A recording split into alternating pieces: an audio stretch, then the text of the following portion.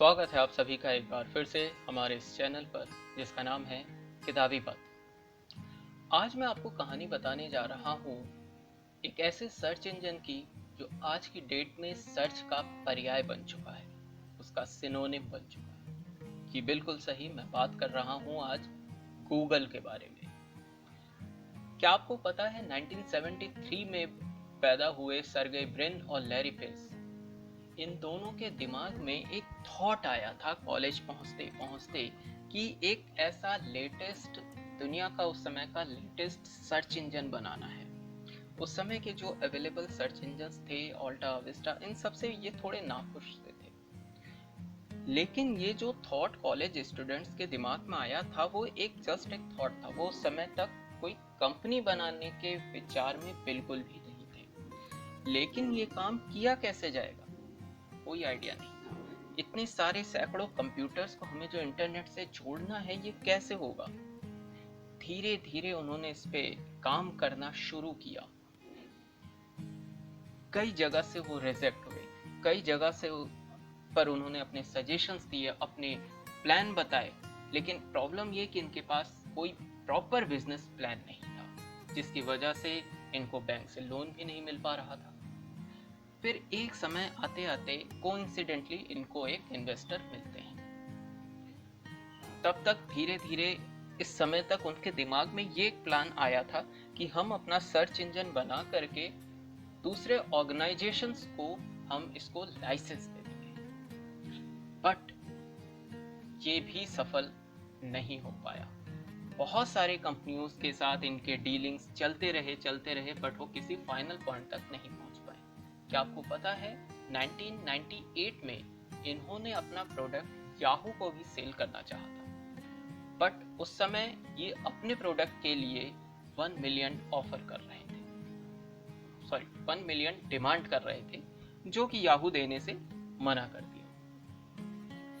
इसके बाद की तो सारी चीजें आपको पता ही हैं। आप खुद सोच के देखिए, अगर याहू ने उस समय इनका प्रपोजल मान लिया होता 1 मिलियन का, तो क्या आज हम ये बोलते कि नेट पे गूगल कर लो?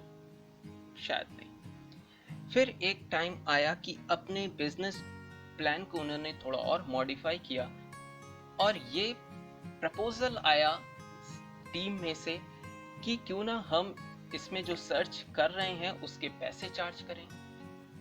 लेकिन ये विचार भी बाद में जाकर के कैंसिल हुआ। और बिल्कुल सही, अगर आज की डेट में हमें कोई भी चीज सर्च करने के पैसे देने पड़ते तो शायद ही गूगल इतना पॉपुलर होता। फिर धीरे धीरे एक नया थॉट आया कि हम कस्टमर से, सर्च करने वालों से पैसे नहीं लेंगे, लेकिन कंपनी से जो एडवर्टीज कर रहे हैं उनसे पैसे चार्ज करेंगे। और धीरे धीरे इस प्लान को कॉन्क्रीट वे में फाइनल किया गया कि इसको किस तरीके से एग्जीक्यूट किया जाएगा। और फिर धीरे धीरे धीरे धीरे कंपनी एक शेप लेना शुरू करती है। इनको नए इन्वेस्टर भी मिलते हैं और धीरे धीरे एक कंपनी का स्ट्रक्चर फॉर्म होता है, और फिर एक कंपनी प्रॉपर तरीके से स्टैब्लिश होती है। और आपको पता हो या नहीं, मैं आपको बताता हूँ कि पहले साल में ये कंपनी 14.5 मिलियन के घाटे में चलती है। जी हाँ, लेकिन अगले ही साल इस कंपनी को 7 मिलियन का प्रॉफिट होता है।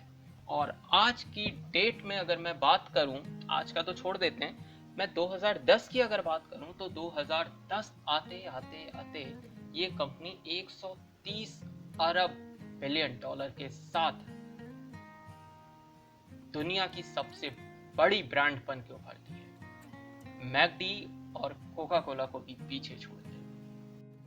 तो इस कहानी से हमें सीखने को क्या मिलता है? देखिए, एक चीज जो हमें सीखने को मिलता है कि शुरुआत करने के लिए कभी भी एक परफेक्ट प्लान के लिए हमें रुके नहीं रहना है। हमें काम शुरू कर देना चाहिए, और उसमें जो भी गलतियां, जो भी कमियां होंगी, वो ऑन द वे ठीक होती रहेंगी।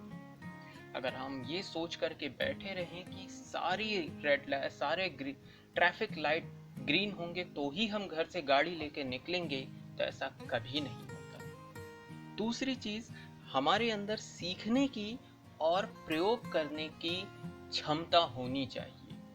जल्दी से सीखने, क्विक लर्निंग और उसको अडॉप्ट करने की एबिलिटी ही हमें सबसे सही और सबसे एक्यूरेट बनाने की ओर पहला कदम होती है। तो ये थी आज की कहानी। आपको हमारी ये कहानी कैसे लगी हमें कमेंट बॉक्स में ज़रूर कमेंट करिए, अपने दोस्तों के साथ शेयर करिए। अगर आपको हमारा कंटेंट पसंद आ रहा है तो उसको लाइक करिए और हमारे चैनल को ज़रूर सब्सक्राइब करिए। धन्यवाद। बने रहिए हमारे चैनल पर इसी तरह से। Stay safe, stay healthy.